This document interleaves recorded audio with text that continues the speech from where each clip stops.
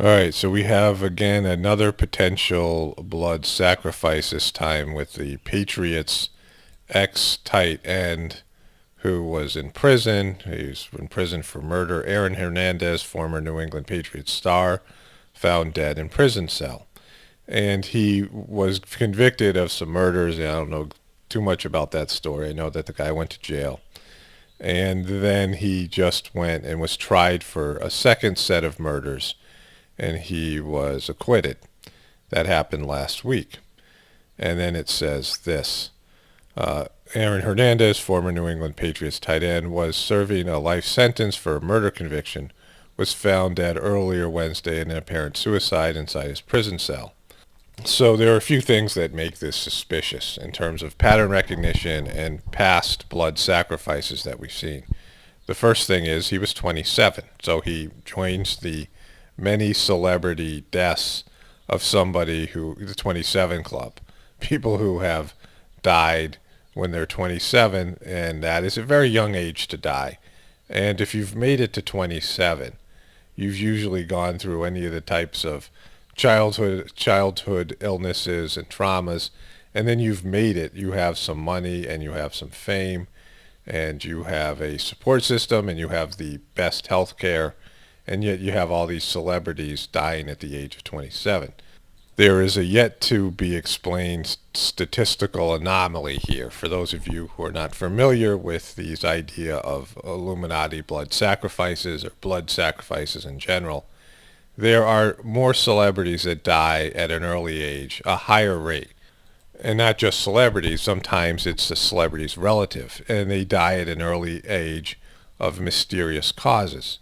Of course, there's a lot of drug addictions, a lot of suicides, and all these things. But even that, there's more celebrities with drug addictions and suicides and things like this, murders, much higher rate than there is for normal people. Like you, the life expectancy of celebrities is very young, even though they have money, they have handlers, they have a support team, and all of these things. I've covered this in many videos. We are told that celebrities get the best that life has to offer, and so many people want to become celebrities and become famous, and yet your life is not in jeopardy as soon as you become a famous person. Another part of this pattern is the Patriots just won the Super Bowl, and usually and it's a significant Super Bowl, the way they fixed it at the end, that whole ridiculous comeback. I made videos about this. It just doesn't add up. It looked like it was completely staged, the whole thing, and crowning Tom Brady as the best ever, all these things. The GOAT, the greatest of all time. I've talked about goats and the significance of goats in the Illuminati culture.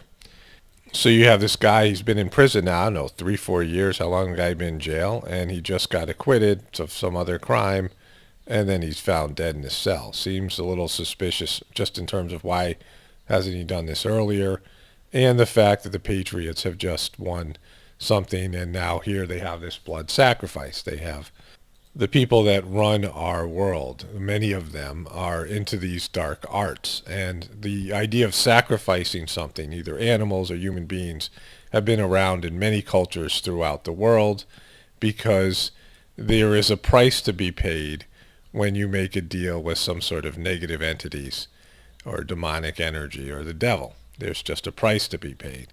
And this is a price. This is maybe not a significant price to them, but who knows what really went on with this guy.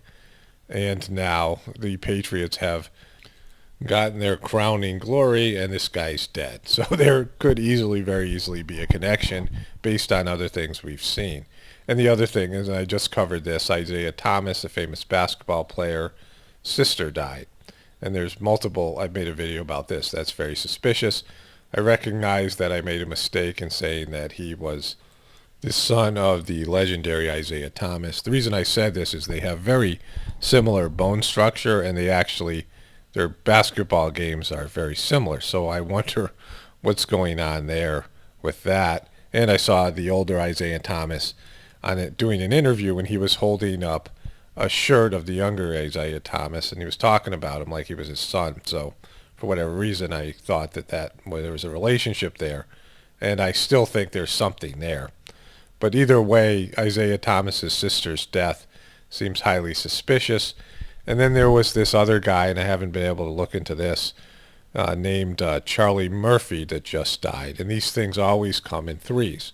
They always group these deaths in threes. Debbie Reynolds, Carrie Fisher, and George Michael, just a recent example. You see this happen time and time again. All right, this is Paul Romano reporting from the apocalypse. Everybody have a blessed day.